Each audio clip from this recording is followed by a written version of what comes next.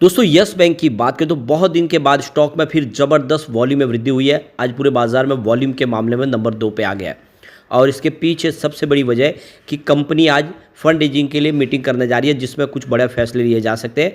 अब आप देख सकते हो कि यस बैंक जिसका बिजनेस लगातार बढ़ रहा है, काफ़ी अच्छे रिजल्ट हर क्वार्टर में हमें देखने को मिल रहे हैं। और जैसे कि अब आप देखें तो डिजिटल टेक्नोलॉजी में यस बैंक दूसरी बैंकों को पछाड़ के आगे निकल चुका है। ऐसे में आने वाले समय और नई टेक्नोलॉजी की ज़रूरत होगी क्योंकि कस्टमर बेस भी बढ़ रहा है। ऐसे में फंड की ज़रूरत पड़ेगी जिसके लिए अभी रास्ते तलाशने शुरू कर दिए गए। क्या यस बैंक आने वाले समय शानदार प्रदर्शन कर सकता है? वैसे यस बैंक के स्टॉक में आज कोई खास तेज़ी तो देखने को नहीं मिल रही है, लेकिन बैंकिंग सेक्टर में बहुत अच्छी तेज़ी है।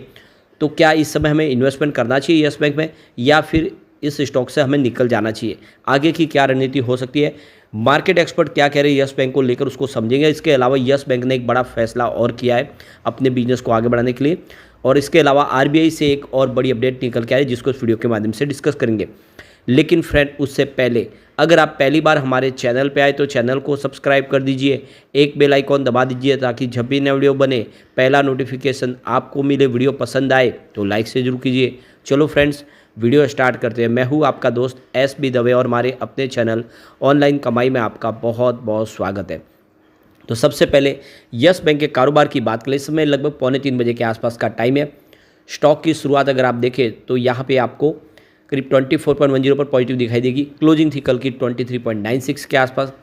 इंट्राडे में 24.45 का हाई भी बना, लेकिन जो लो है वो 23.96 का है, यानी कल के लेवल तक स्टॉक गया। गिरावट तो नहीं हुई, लेकिन आप देखें तो ऊपर के लेवल से थोड़ा सा स्टॉक नीचे 24.08 के आसपास ट्रेड कर रहा है 0.50% की तेज़ी के साथ, यानी लगभग आधा % की तेज़ी देखने को मिल रही है।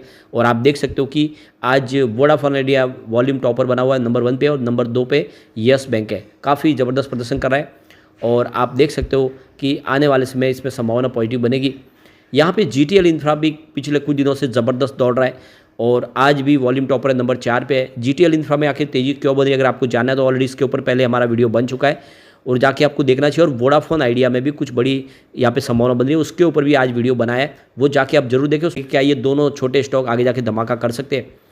अब यहाँ पे देख सकते हो कि आज यस बैंक का जो बोर्ड है वो मीटिंग करने जा रहा है। तो 25/6/2024 यानी आज कंपनी की तरफ से यहाँ पे बोर्ड मीटिंग हो रही है, जिसमें आप देखें तो फंड रेजिंग के लिए कोई रास्ता तलाशा जाएगा, किस तरह से बैंक फंड रेजिंग करेगी और अपने बिजनेस के लिए कुछ रास्ते तलाशे जाएंगे। अभी इसका नतीजा नहीं आया, जैसे आएगा उसको भी डिस्कस करेंगे, लेकिन यहाँ पे फंड रेजिंग की जाएगी, बॉन्ड्स के माध्यम से की जाएगी या फिर और कोई रास्ता तलाशा जाएगा, वो देखना होगा। अब यहाँ पे यस बैंक को लेकर निर्मल बाग ने खरीदारी की सलाह दी। उन्होंने 2 स्टॉक सजेस्ट किए जिसमें पराग मिल्क में खरीदारी की सलाह दी है और आप देख सकते हो इसके अलावा उन्होंने यस बैंक में खरीदारी की सलाह दी है। उन्होंने यहाँ पे इसका जो टारगेट दिया है, पोजिशनल टारगेट देख सकते हो कि वो 28 रुपीज़ का है। 21.50 के आसपास स्टॉप लॉस आपको लगा के इसमें खरीदारी करनी। इस समय स्टॉक देख सकते हो कि 24 के आसपास है। इस सप्ताह स्टॉक ने 25 रुपीज़ का हाई बनाया था और 23 का लो बनाया था। जून महीने की बात करें तो जो लो है वो 21 रुपीज़ का और हाई 25 के आसपास है, यानी सीमित दायरे में स्टॉक ने ट्रेड किया है। पिछले एक सप्ताह के आधार पर स्टॉक फ्लैट रहा है और 2 हफ्तों में इसने 2.58% की तेज़ी दिखाई है।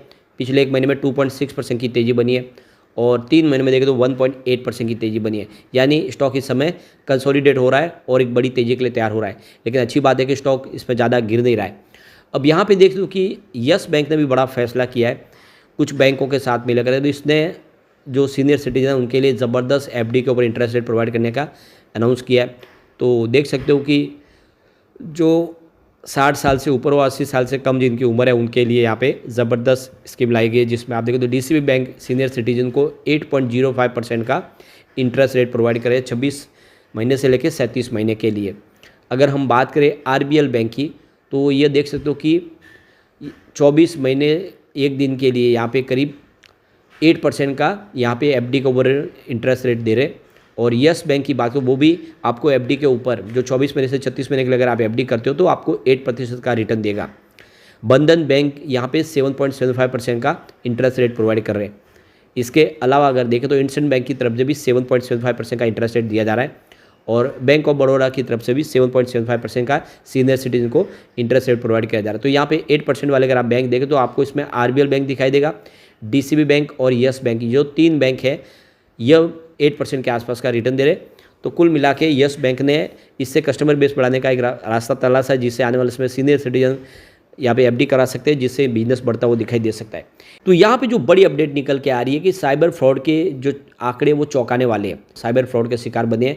और डिजिटल ज़माने में ये देख सको कि लगातार हो रहे, लोगों को बहुत ज़्यादा फंसाया है, डिजिटल भुगतान में बहुत ज़्यादा धोखाधड़ी हो रही है। करीब 1457 करोड़ रुपये की धोखाधड़ी की गई है लोगों के साथ में। तो ऑनलाइन फ्रॉड बहुत ज़्यादा हो रहे हैं। तो आरटीआई के जवाब में आरबीआई की तरफ से पिछले 5 सालों में ऑनलाइन फ्रॉड के करीब 5.4 लाख मामले रिपोर्ट के साथ दिए। तो ये सारी रिपोर्ट आरबीआई की तरफ से जारी की गई, जिसमें कुल 1146 करोड़ रुपये की ठगी गई है। और प्रतिदिन के हिसाब से देखें तो एक दिन में 800 लोगों को यह साइबर फ्रॉड ने अपना शिकार बनाया। तो देख सकते हो कि ये जो रिपोर्ट है आरबीआई की, ये कह रही है कि लोगों को बहुत भारी नुकसान हुआ है साइबर फ्रॉड की वजह से। सबसे जो बड़ी बात है कि ये 1 लाख रुपए से नीचे के धोखाधड़ी के मामले अगर इसमें और जोड़ दिए जाए तो वो बहुत आंकड़ा ऊपर चला जाएगा। ये जितने भी फ्रॉड है वो 1 लाख रुपए के ऊपर के है, जिसमें आप देख सकते हो कि बहुत ज़बरदस्त लोगों को नुकसान हुआ है और काफ़ी बड़ी रकम है जो लोगों की इसमें साइबर फ्रॉड ने लूट ली है। 5 महीने में देखें तो करीब 21 लाख मामले दर्ज हुए साइबर फ्रॉड के। और ऐसे में अगर आप भी डिजिटल बैंकिंग करते हैं तो आपको इसमें सावधान रहने की बहुत ज़्यादा ज़रूरत है। स्पेशली किसी प्रकार का आपको ओटीपी नहीं देना जब तक आपको उसके बारे में पूरा का पूरा विश्वास न हो। ओटीपी ही से सारा का सारा मामला बिगड़ता है यहाँ पे। अब एक और जो बड़ी अपडेट निकल के आ रही है, 8 जुलाई से यानी आने वाली 1 जुलाई से क्रेडिट कार्ड के लिए कुछ आरबीआई ने नियम बदल दिए हैं। तो अगर आप किसी प्रकार के अगर क्रेडिट कार्ड के माध्यम से बिल पेमेंट कर रहे हैं तो अब इस समय क्रेड, फ़ोनपे या बिल डेस्क के माध्यम से आप अब जो है वो पेमेंट नहीं कर पाएंगे, आपको परेशानी होगी। तो 1 जुलाई से क्रेडिट कार्ड के बिल पेमेंट आपको भारत बिल पेमेंट सिस्टम यानी बीबीपीएस के माध्यम से ही करने पड़ेंगे। इसके बाद सभी भारत बिल पेमेंट बीपीएस को माध्यम से बिलिंग करनी होगी। ये नई शुरुआत की गई है जो दौरान जो इसमें लोगों को सुरक्षित रहे उनका निवेश और किसी तरह से उनके साथ में ठगी ना हो, इसीलिए ये अब जितने भी क्रेडिट कार्ड के जो पेमेंट होंगे वो बीबीपीएस के माध्यम से होंगे। फिलहाल 8 बैंकों ने पालन कर लिया और अभी बहुत सारी बैंकों ने ये अभी नई सर्विस जो है शुरू नहीं किया। तो उसमें आप देखें तो जो रूल्स में बदलाव भी नहीं करने वाले जो बैंक है उसमें HDFC bank, ICICI bank, Axis bank जैसे बड़े नाम शामिल है। 8 बैंकों ने इसमें अपनी तरफ से जो बदलाव कर दिया, जिसमें SBI card, bank of Baroda card, Kotak Mahindra card और फेडरल बैंक और इंडसइंड बैंक ने अपनी तरफ से बदलाव कर लिया है। तो सभी बैंकों को बदलाव करना होगा। तो आरबीआई चाहते हैं कि जो पेमेंट ट्रांजैक्शन का जो जरिया हो वो प्लेटफॉर्म सुरक्षित हो, और इसीलिए अब आने वाले समय जो दूसरी फिनटेक कंपनियों के माध्यम से प्लेटफॉर्म पे जो ट्रांजैक्शन हो वो सबको उनको ये बीबीपीएस के ऊपर आना होगा या एनपीसीआई के माध्यम से ही करना होगा। तो इससे आप देख दो कि लोगों को एक तरह से काफ़ी ज़्यादा सुरक्षा मिल जाएगी। ये काफ़ी अच्छा फैसला है। अब यहाँ पे कुछ डील या उन डील को देखते तो यहाँ पे देख सकते हो कि सुबह 9:15 पर 24.12 की प्राइस से 10,11,000 शेयरों की एक खरीदारी हुई। तो 11:36 पर 23.99 की प्राइस से 12,10,000 शेयरों की एक बिकवाली हुई। फिर 12:50 पर 24.23 की प्राइस से 15,21,000 शेयरों की एक बिकवाली और हुई।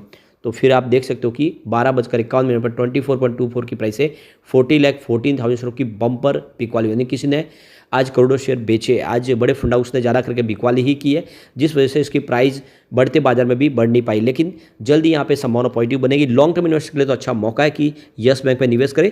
जिस तरह से दूसरे स्टॉक जो हमारे सुजलॉन दौड़ चुका है, आप देख सकते हो कि इसके अलावा रिलायंस पावर ने अच्छा प्रदर्शन किया है और आप ये समझ सकते हो कि IRFC मल्टीबैगर बन चुका। इसके अलावा RVNL सारे के सारे स्टॉक दौड़ चुके हैं। यस बैंक की बार ये बहुत जल्द ये भी दौड़ने वाला है। तो लॉन्ग टर्म का नजरिया लेकर निवेश आपको करके रखना चाहिए। लेकिन फ्रेंड, कोई भी इन्वेस्टमेंट करने से पहले अपने फाइनेंशियल एडवाइजर्स बड़े ले ले या अपना खुद का रिसर्च करें, क्योंकि मैंने वीडियो आपके एजुकेशनल पर्पज़ के लिए ही बनाया। वीडियो पसंद आए तो लाइक से जरूर कीजिए और चैनल को सब्सक्राइब कर दीजिए। Thank you friends.